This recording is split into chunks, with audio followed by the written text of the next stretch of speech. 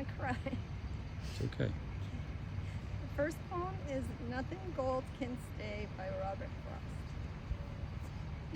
Nature's first green is gold. Her heart is too to hold. Her early leaves of flower, but only so an hour. Then leaf subsides to leaf, so Eden sank to grief. So dawn goes down today, nothing gold can stay. Second poem is Under the Harvest Moon by Carl Sandburg. Under the harvest moon, when the soft silver drips shimmering over the garden nights, Jeff, the gray mocker, comes and whispers to you, as a beautiful friend who remembers. Under the summer roses, when the flagrant crimson lurks in the dark of the wild red leaves, love with little hands comes and touches you with 1,000 memories and asks you beautiful, unanswerable questions.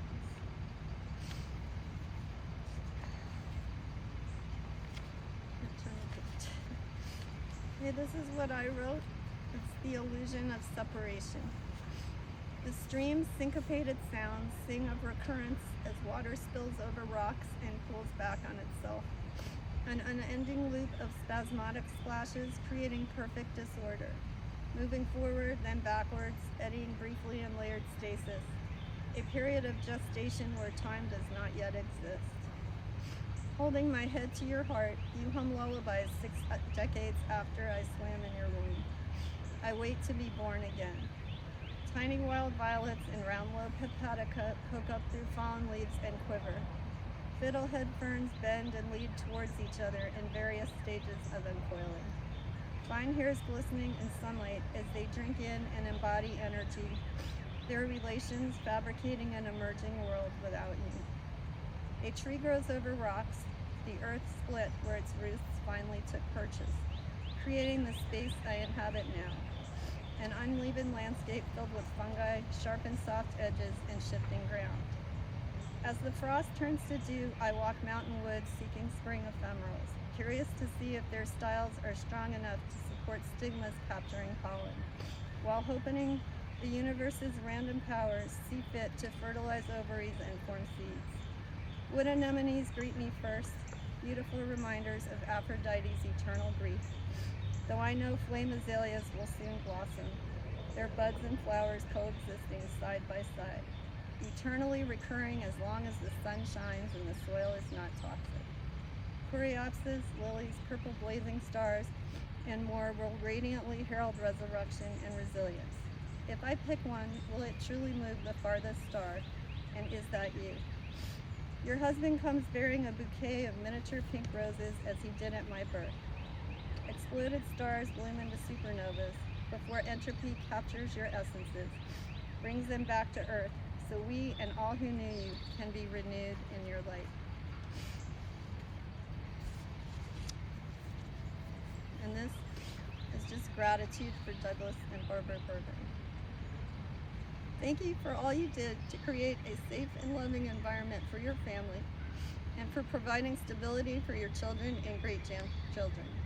Thank you for holding our family together for as long as it was in your power to do so. Thank you for teaching us to think deeply, to consider the consequences of our actions, and to act with compassion. Thank you for always being there for us when we needed you, and for withholding judgment and allowing us to find our own ways. Thank you for helping us make sense of the world, especially in a time of upheaval. We are grateful for the memories of all our conversations that will continue to guide us through the rest of our days, and for the example you set for us in your enduring marriage.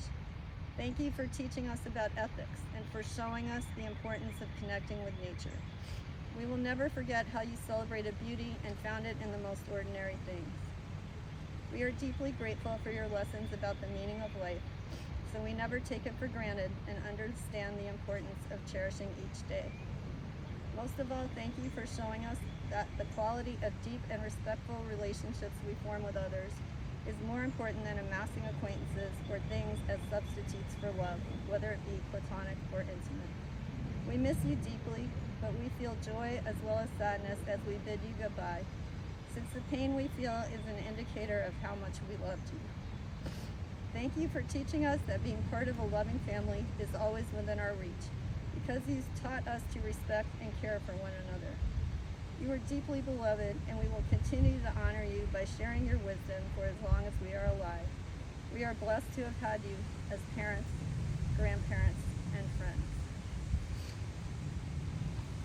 And the last poem is Warm Summer Sun by Mark Twain.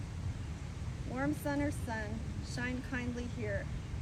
Warm southern wind, blow softly here. Green sod above, lie light, lie light. Good night, dear hearts. Good night.